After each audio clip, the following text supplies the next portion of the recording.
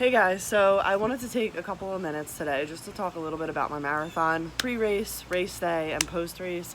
I know some of you aren't interested in running, so feel free to just stop watching right now. I did want to focus on this a little bit because I have had a lot of questions around training and what I eat the night before and how the race went. As most of you guys know, I ran my second marathon on Sunday of last week. This marathon was in honor of my uncle who had passed away in December to bone cancer. So it was a very emotional marathon. And as you can see, Elsa doesn't leave me alone. So this marathon was really important to me, and I started my training in January and the race was in April. So I like to allow myself 4 months to train, just so I can buffer in any time for injuries if that happens, or if I go on vacation, I have an opportunity to take a little bit of a break. So I like to give myself at least 4 months to train for the marathon, and my training season went really well. I actually developed my own running plans because I've been running for a very long time, so I kind of figured out what has worked for me. I've even helped other people successfully PR personal records for their races. So I developed my own marathon training plan, and it was awesome. I had such a great training season. I had one rest day every week, and I would put in some really long distance runs on the weekends, all the way up to 20 miles. And on the weekdays, I would do the shorter runs, like 3 to 7 miles, depending on where I was at with my training. So that went really well. I felt really good. I was so ready for this marathon. I was actually really excited too because it was honoring my uncle, and it was something that I had worked on for 4 months. So the day before the race, what I like to do is I really like to load up on carbs, which is common. But for dinner, I like to have chicken breasts for my protein source. Sorry, Elsa's waving her head. Chicken breast for my protein source. I like to have at least 2 cups of pasta and a ton of water. What I also do is I have a level 1 protein shake. Level 1 is the meal replacement protein from First Form. I like to have that because it's slow digesting and it stays in me. And then of course, you know, lots and lots and lots of water. I also have a pint of Halo Top ice cream the night before. One of my biggest tips is just don't change what you've been doing, because you don't want to wake up race morning and feel like that ache in your stomach or nauseous. On race day, I do the same routine. I have the same breakfast that I would normally have, and I get up really early so I can go to the bathroom a couple of times just to make sure my body's really ready for the race. So I like to get to the race about an hour or 2 hours before, depending on where it is and how many people are involved. So this race, we got there about 45 minutes before the race started. It was a smaller marathon, and I like to wait as long as I can to go to the bathroom one more time.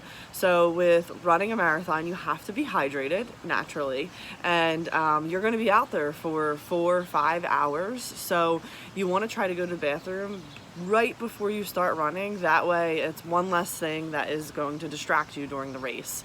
So it was all perfect. I went to the bathroom 15 minutes before the race started, and I got to the start line, and my boyfriend gave me a kiss goodbye, and my friend Sal, who was riding his bike during this whole marathon next to me, was right outside of the chute, and the race started, and things were great, and I felt really, really good.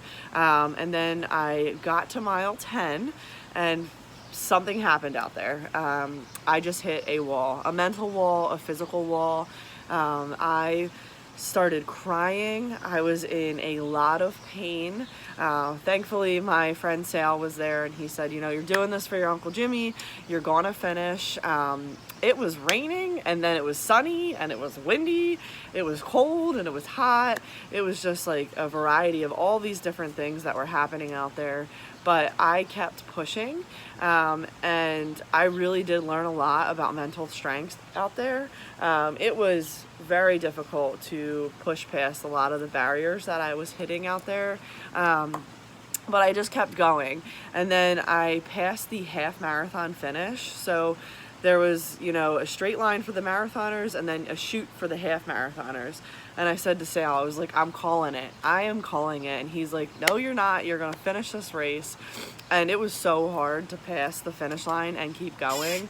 But I did. And I just kept pushing. And one thing I will say is that when you're out there and you're trying to push through all of that pain, just start pumping your arms and think about why you're out there. It does not matter how fast you're going. It just matters how determined you are and how much you want to finish.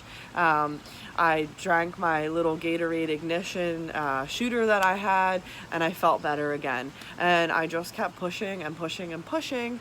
And then mile 20. Mile 20 is normally where most runners hit the marathon wall.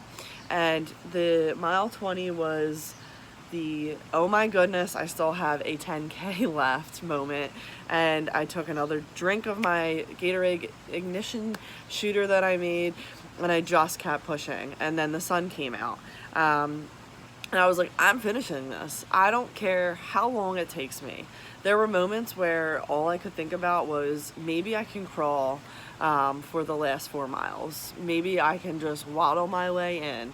And I just kept running. That is when your training really pays off, because you've put in all this work and your body is shutting down on you.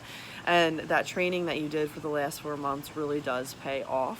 So I kept pushing and I kept pushing and I kept pushing, and I crossed the finish line, and I was so happy.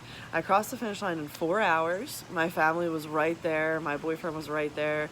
And it was just such a great experience and a great opportunity to honor my uncle. Now, as most of you know, one of my goals was to qualify for Boston, and I didn't. I ran a marathon 2 years ago and actually missed qualifying by 2 minutes. So my time was drastically different this marathon. And one thing I will say as a runner is you just don't know what's going to happen on race day. Anything can happen. You can encounter anything out there, and I did, and I hit a lot of walls. But I was really happy and really proud of that 4-hour time, and I was really happy that I still finished. So we celebrated and we went out to eat, and I had mozzarella sticks, which were my favorite. And the next day, you know, I took a rest day. Obviously, you're supposed to take 1 to 2 weeks off when you run a marathon. So I took my rest day, and I said to my boyfriend, I was like, I want to run another marathon, and I want to do it within the next 4 months. So my friend Sal, who was there with me the whole way, recommended that I give the Lehigh Valley Marathon a try, which is in September. So I gave myself a day to digest that and see if I wanted to do it, and I actually ended up signing up for that 2 days after my marathon. When I was out there on the course, there was like a fire lit inside of me. Everything that happened was meant to happen. It really gave me a deeper appreciation for running. I am so grateful that I actually can run, because I know there's people out there that can't. I'm really thankful that I have these opportunities to compete in these marathons, and I'm really looking forward to running my next marathon in September. So I'm going to take this entire summer to train, and I'm actually going to do it a little bit differently than I did my last training session. I'm going to incorporate strength training twice a week. I'm going to do planks and push-ups every single day after my run, and I'm going to stretch every day. Stretching is one thing I never did. I hate it. It just takes too long, but I'm holding myself accountable and I'm doing it. I am also incorporating strength training on my long run days, because I want to give my body an opportunity to recover during the week. So I know it's going to be tough when I run long distance and have to strength train, but doing it on the weekend allows me to have that time that I need, and then I can recover during the week while I have my shorter runs.